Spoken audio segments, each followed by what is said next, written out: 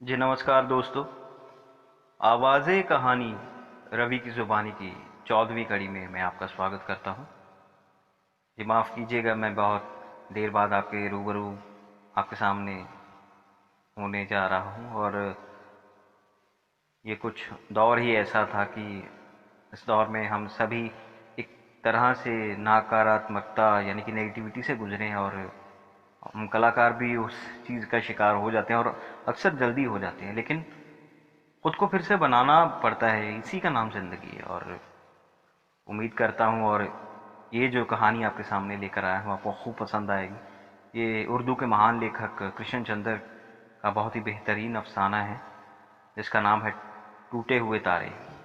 कृष्ण चंद्र मेरे बहुत पसंदीदा लेखकों में से एक हैं। तो देर न करते हुए हम शुरू करते हैं कहानी टूटे हुए तारे। रात की थकन से उसके शाने अभी तक बोझल थे। आंखें खुमार आलूदा और लबों पर तरेट के डाक बंगले की बियर का कसैला जायका। वो बार बार अपनी जबान को होंठों पर फेर कर उसके फीके और बेलज्जत से जायके को दूर करने की कोशिश कर रहा था। वो उसकी आंखें मंद हुई थी, लेकिन पहाड़ों के मोड़ उसे इस तरह याद थे जैसे अलफ बे की पहली सतर। और वो निहायत चाबुक चाबुक दस्ती से अपनी मोटर को, जिसमें सिर्फ दो आदमी बैठ सकते थे, एक आदमी और गालिबन एक औरत, उन खतरनाक मोड़ों पर घुमाए ले जा रहा था। कहीं कहीं तो ये मोड़ बहुत खतरनाक हो जाती। एक तरफ अमूदी चट्टाने, दूसरी तरफ खाई जिसकी तह में झेलम के नीले पानी और सफेद झाग की एक टेढ़ी सी लकीर नजर आती थी। उन्हीं मोड़ों पर से तो कार को तेज चलाने में लुत्फ हासिल होता था। सारे जिस्म में एक फुरेरी सी आ जाती थी। सुबह की हवा भी बर्फीली और खुशगवार थी। उसमें ऊंची चोटियों की और घाटियों पर फैले हुए जंगलों की जेगन की महक घुली हुई थी। कैसी अनोखी महक थी, अजीब, बेनाम सी, तरोताजा, निहालू के लबों की तरह। वो अपनी नीम व पलकों के साए में पिछली रात के बीते हुए तरबनाक लम्हों को वापस बुलाने लगा। बियर की रंगत में डूबते हुए सूरज का सोना घुला हुआ था। उसके कसैलेपन में एक अजीब सी लताफत थी। रात की भीगी हुई खामोशियों में दूर कहीं एक बुलबुल नगमा रेज थी। बुलबुल ने अपने नगमे में खामोशी और आवाज को यूं मिला दिया था कि दोनों एक दूसरे की सदाएं बाज़गश्त मालूम होते थे, और वो ये मालूम ना कर सका था कि यह खामोशी कहाँ खत्म होती और यह मौसीकी कहाँ से शुरू होती। चांदनी रात में सेब के फूल हंस रहे थे और निहालू के लब मुस्कुरा रहे थे। वो लबे जो बार बार चूमे जाने पर भी मासूम दिखाई देते थे। ऐसे मालूम होता था कि दुनिया की कोई चीज भी उन्हें नहीं छू सकती। कैसा अजीब एहसास था। रात की तन्हाइयों में निहालू का हुस्न गैर फानी और गैर जमीनी मालूम होता था। उसके लब, उसकी आंखों की नरमी, उसके बाल स्याह घने और मुलायम जैसे रात की भीगी हुई खामोशी। और फिर उन बालों में सेब के चंद चटकते हुए गुंचे जैसे रात की भीगी हुई खामोशी में बुलबुल के मीठे नगमे। और वो ये मालूम ना कर सका कि खामोशी कहाँ शुरू होती है और ये मौसीकी कहाँ खत्म होती है। लेकिन अब तो वो डाक बंगला भी बहुत पीछे रह गया था और इस वक्त किसी पुरस्तानी किले की तरह मालूम हो रहा था। मोड़ों के उलझाव में कार घूमती हुई जा रही थी और उसके तखयूल में निहालू के लब, जेगन की महक, बुलबुल का नगमा और बियर का सुनहरी रंग चांदी के तार की तरह चमकती हुई सड़क पर उलझते गए। नीचे झेलम का पानी वैशी राग गाने लगा और फिजा में सेब के लाखों फूल आंखें खोलकर चहचहाने लगे। और उसने सोचा कि क्यों ना वो अपनी मोटर को इसी खाई की वसी खला पर एक बेफिक्र परिंदे की तरह उड़ा कर ले जाए। यह ख्याल आते ही उसने अपने जिस्म में एक सनसनी सी महसूस की और उसकी नीम व आंखें खुली रह गई।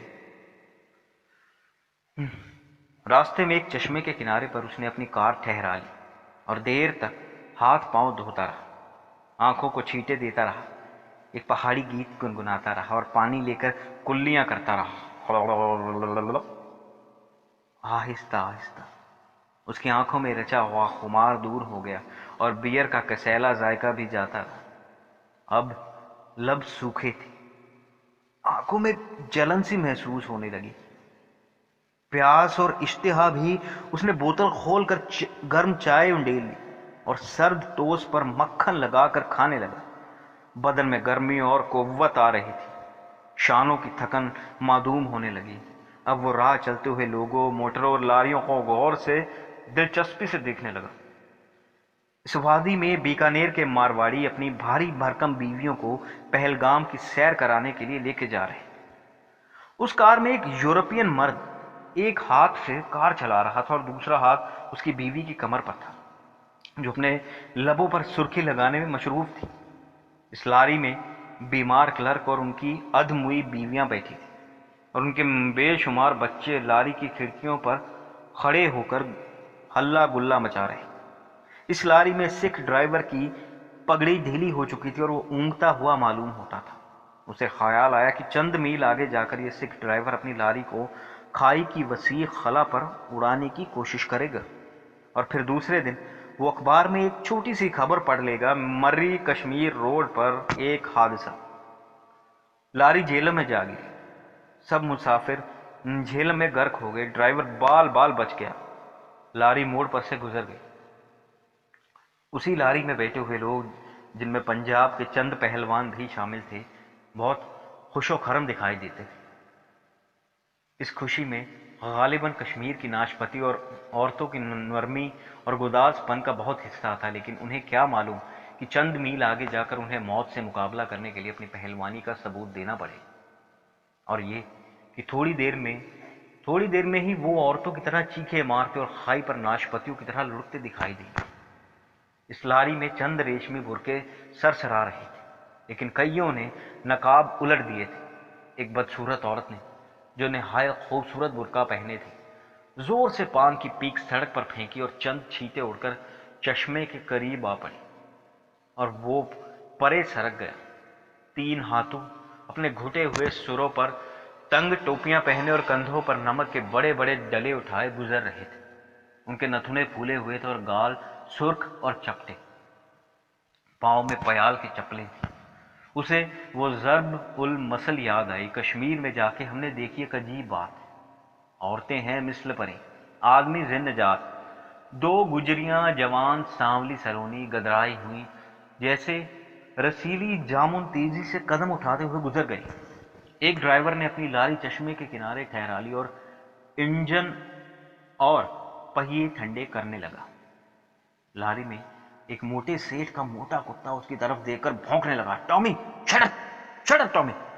موٹے سیٹ نے کئی بار کہا، لیکن کتا نہ رکا اور لاری کے موڑ پر گزر جانے تک بھونکتا رہا۔ اب سورج صبح اور دوپہر کے درمیانی وقفے میں آ گیا اور اس نے چلنے کی ٹھانی۔ اس نے سوچا کہ آج رات وہ چومیل کے ڈاک بنگلے میں قیام کرے گا۔ گڑھی تو وہ آج رات کسی طرح نہ پہنچ سکتا تھا۔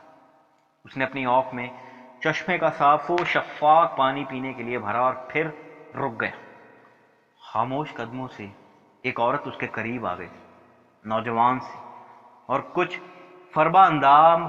اس نے نیلی پھولوں والی سوسی کی ایک بھاری شلوار پہن رکھی، اور اس سیاہ قمیض پر اس کی ابھری ہوئی چھاتیوں کے گول خم نظر آئے، اور چشمے کا صاف و شفاف پانی اس کی اوک سے باہر چھلکنے لگا، اور کچھ عرصے کے بعد اس کے پتلے پیاسے سرخ لبوں کی طرف دیکھ کر اسے اپنا سوال بے معنی سا معلوم ہوا۔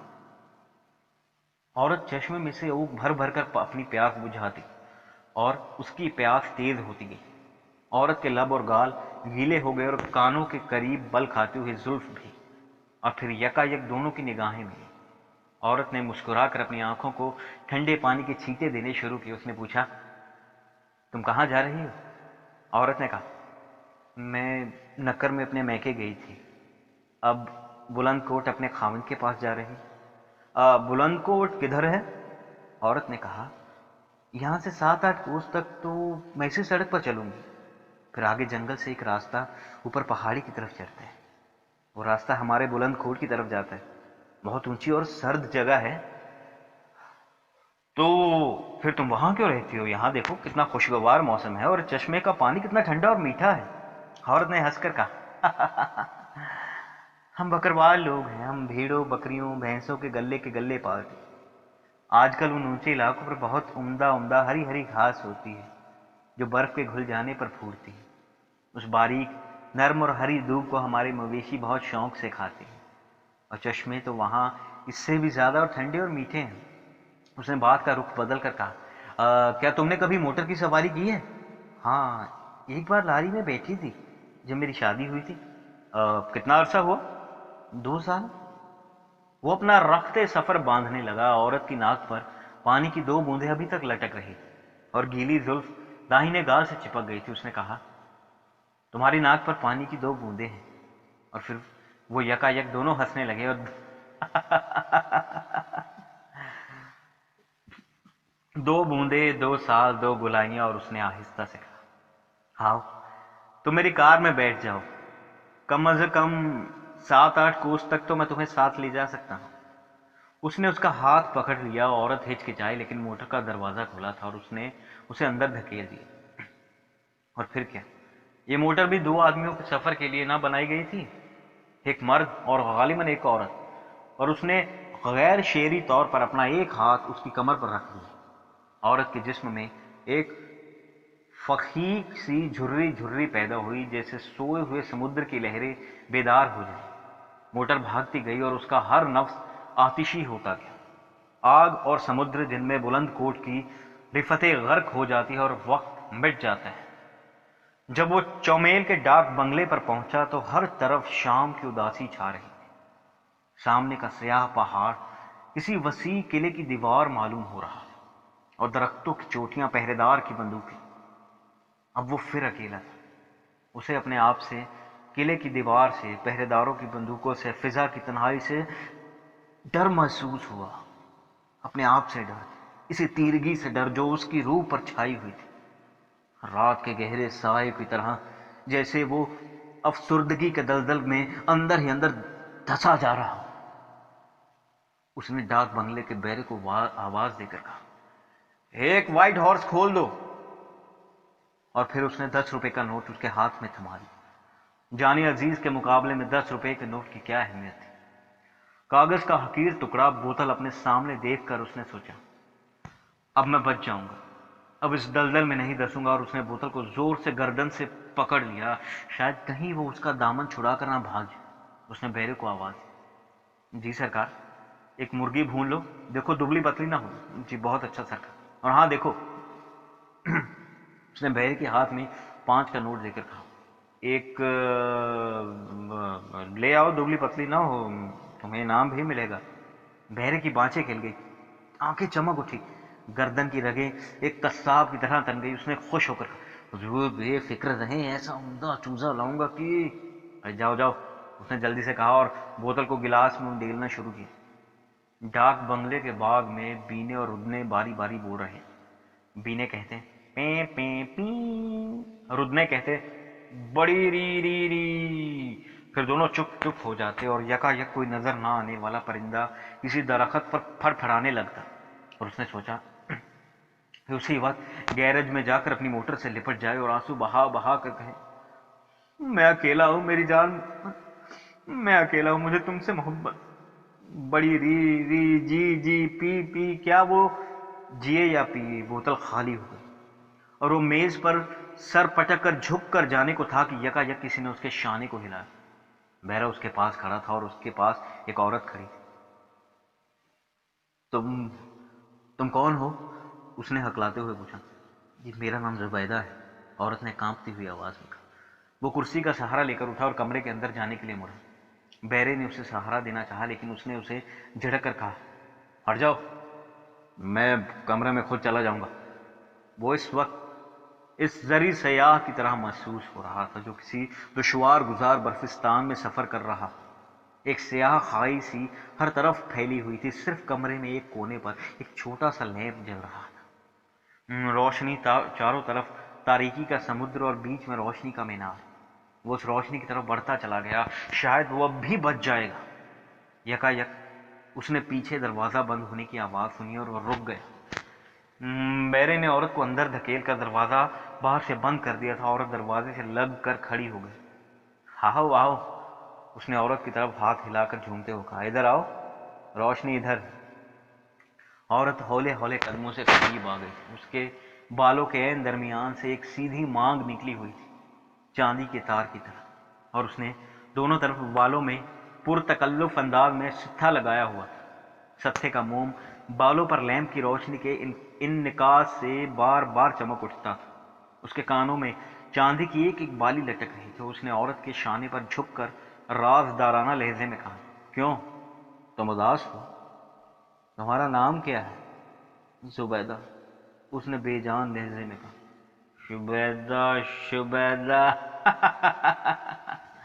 شبیدہ، کیا خوب، اس نے اس کے چمکیلے بالوں پر ہاتھ پھیرتے ہوئے کہا، یہ کیا ہے شبیدہ، پیاری شبیدہ؟ یہ ستھا ہے، یہ موم اور جنگل کے جیگن سے بنتا ہے، اس کے بال خوبصورت بنتے ہیں۔ خوبصورت؟ خوبصورت شبیدہ، اس نے ہنسی اور ہچکی کے بیچ میں لہجے میں کہا، تم بہت خوبصورت ہو شبیدہ۔ اس نے زبیدہ سے صاف اور گلابی رخساروں پر انگلیاں پھیرتے ہوئے کہا۔ پھر وہ الگ ہٹ کر کھڑا ہو گیا اور انگلی سے اس کی طرف اشارہ کر کے کہنے لگا، تم شبیدہ ہو؟ نہیں، تم میری ماں ہو اور وہ اس کے قریب گیا۔ عورت نے یکایک اس کے بازوؤں کو جھٹک دیا جیسے اسے کسی سانپ نے ڈس لیا ہو۔ ہاں ہاں ہاں، وہ چلا کر بولا، شبیدہ ماں، شبیدہ میری بہن، شبیدہ میں گناہ گار ہوں، شبیدہ تم یہاں کیوں آئی ہیں؟ میں غریب ہوں، زبیدہ نے آہستہ سے، غریب؟ میرا بچہ بیمار ہے، ذرہ، میرا ننھا سا ذرہ، ڈاکٹر نے کہا اسے نیمونیا ہو گیا ہے، وہ 4 روپے فیس مانگتا ہے۔ بیرے نے مجھے صرف 3 روپے دیے ہیں، خدا کے لیے مجھے 1 روپے اور دے دو۔ نیمونیا؟ اسے خیراتی اسپتال لے جاؤ نا، نیمونیا نہ تھا ذرا، یہاں ایک ہی تو ہسپتال ہے یہاں۔ عورت نے اداس لہجے میں کہا، اور وہ بھی خیراتی؟ میرے اللہ، میں کیا کروں، میں تمہارے پاؤں پڑتی ہوں، خدا کے لیے مجھے 1 روپیہ اور دے دو نا، صرف 1 روپیہ، بش، فکر نہ کرو۔ نہ ننھی شبیدہ، وہ اس کی گردن میں لپٹ کر کہنے لگا، میں تم پر مرتا ہوں شبیدہ۔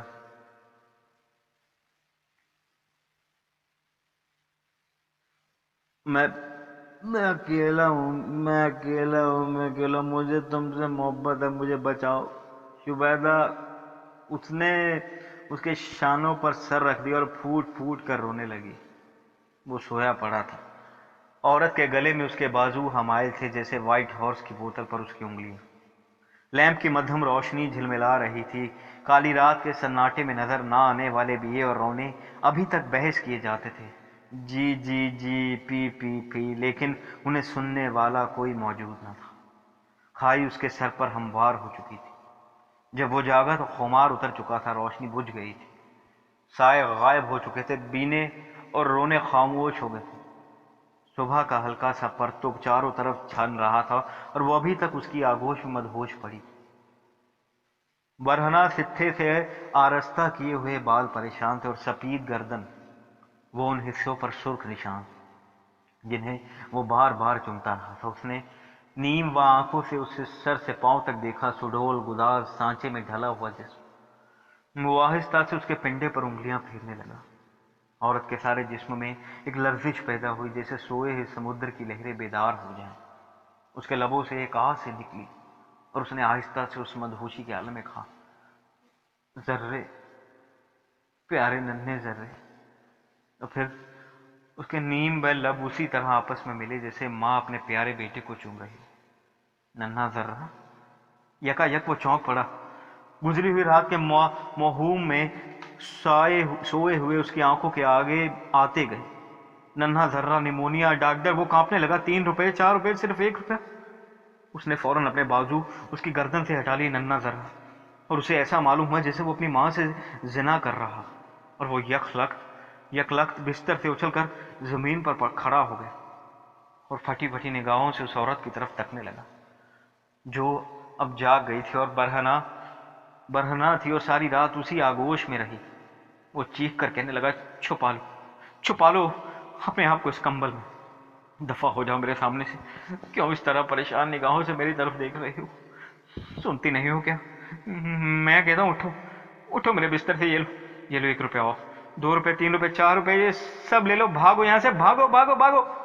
اور اس نے اس عورت کو کمبل اڑا کر اس کے کپڑے اس کے ہاتھ میں دے کر اسے کمرے سے نکال دیا۔ بہت دیر تک وہ بستر پر سر پکڑے بیٹھا رہا اور دل و دماغ پر ایک مبہم سی الجھن ایک مکڑی کے جالے کی طرح تنی ہوئی تھی جو اسے بار بار پریشان کر رہی، اور وہ کچھ نہ سوچ سکتا۔ بار بار اپنے الجھے ہوئے لمبے بالوں میں انگلیاں پھیر کر اس مکڑی کے جالے کو دور کرنے کی کوشش کرتا رہا۔ آخر جب بہرے نے آ کر اس سے کہا، صاحب غسل خانے میں گرم پانی دھرا ہے، تو وہ بے دلی سے اٹھا اور پوٹیشیم پر میگنیٹ کی پچکاری اٹھا کر غسل خانے میں گھس گئے۔ طبیعت بے مزہ ہو گئی تھی اور منہ کا کڑوا کسیلا ذائقہ ہوش آنے پر بھی دور نہ ہوا۔ شانے بوجھل سے تیل نہا کر وہ برآمدے میں میز پر کوہنیوں کی ٹیک پر ناشتے کا انتظار کرتا رہا اور اپنے آپ کو کوستا رہا۔ ہوشیار بہرے نے ناشتے پر بیئر بوتل حاضر کی۔ بیئر کے خوش رنگ سیال نے آہستہ آہستہ اس کے خیالات کی رو کو بدل دیا۔ اس کی طبیعت مضرہ ہوتی گئی اور وہ آہستہ آہستہ گنگنانے لگا اور سیٹیاں بجانے لگا۔ بیتی ہوئی راتوں کے لمحے خوشگوار اور دلکش بنتے چلے گئے۔ ستھے سے چمکتے ہوئے بال، سیاہ قمیص پر چھاتیوں کے ابھرے ہوئے خم، نہالو کا غیر فانی حسن، بلبل کا نغمہ، پپیے کا پیپی اور سیب کے پھول چاندنی میں ہنستے ہوئے یکا کسی راستے میں چمکتے ہوئے چشمے کا ٹھنڈا پانی اور میٹھا پانی اس کی آنکھوں کے سامنے خوشی سے اچھلنے لگا اور ابل کر کہے لگانے لگا، اور اسے اپنی کار کی یاد آئی جو گیرج میں پڑی اس کی راہ تک رہی تھی۔ وہ کھڑا ہو گیا اور اس نے بہرے کو انعام دے کر پوچھا، گڑھی کا ڈاک بنگلہ یہاں سے کتنے میل دور ہوگا؟ کوئی 110 میل سرکار۔ بہرے کا نام کیا ہے؟ خادم شاہ حضور۔ بہت اچھا آدمی ہے بہرے نے کہا، صاحب لوگوں کا بہت پرانا خادم ہے حضور۔ ڈاک بنگلے کے قریب ایک موڑ کاٹتے ہوئے اسے ایک نیلے رنگ کی کار مل گئی جو ڈاک بنگلے کی طرف آ رہی۔ ایک بھاری جسم اور دوہری تھوڑی والا آدمی جس نے سیاہ پھدنے والی رومی ٹوپی پہن رکھی تھی کار چلا رہا تھا۔ اس کی بغل میں ایک عورت بیٹھی ہوئی تھی، نیلی سوسی کی سلوار، شاہ قمیص پر چھاتیوں کے ابھرے ہوا خم اور آنکھوں میں عادی مجرموں کی سی بے جان اداسی، اور وہ دل ہی دل میں مسکرایا، مرہم نہیں ہے تو ہی نواحائے راز کا، مرہم نہیں ہے تو ہی نواحائے راز کا۔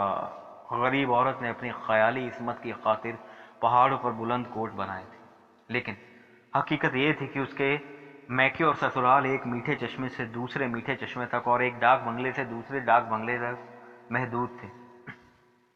اس نے دل ہی دل میں خداوند کا لاکھ شکر ادا کیا جس نے ان لوگوں کو غریب بنا کر اس کے لیے دلکش راتیں مہیا کی تھی۔ زبیدہ، وائٹ ہارس اور بھنا ہوا مرغا، الہی کیسی کیسی نعمتیں تو نے بنائی ہے۔ اس کے تخیل میں گڑھی کا ڈاک بنگلہ ایک پرستانی قلعہ نظر آنے لگا اور اس نے اپنی کار کی رفتار تیز کر دی۔ موٹر کے آگے اور پیچھے چیڑ اور دیودار کے گھنے اور سبز جنگلوں کے درمیان چاندی کے تار کی طرح چمکتی ہوئی وہ پکی سڑک پھیلتی جا رہی تھی، ایک میٹھے چشمے سے دوسرے چشمے تک، ایک ڈاک بنگلے سے دوسرے ڈاک بنگلے تک، ایک امیر کی جیب سے دوسرے امیر کی جیب تک۔ یہ وہی نقرئی تار ہے جس نے انسانوں کے دل تاریک کر دیے ہیں، عورتوں کی قسمتیں ویران کر ڈالی ہیں اور سماج کی روح کو آتشک کے جہنم میں جھلسا دیا ہے، اور یہی وہ ٹوٹتے ہوئے تارے ہیں جو آسمان سے ہر وقت ٹوٹتے رہتے ہیں۔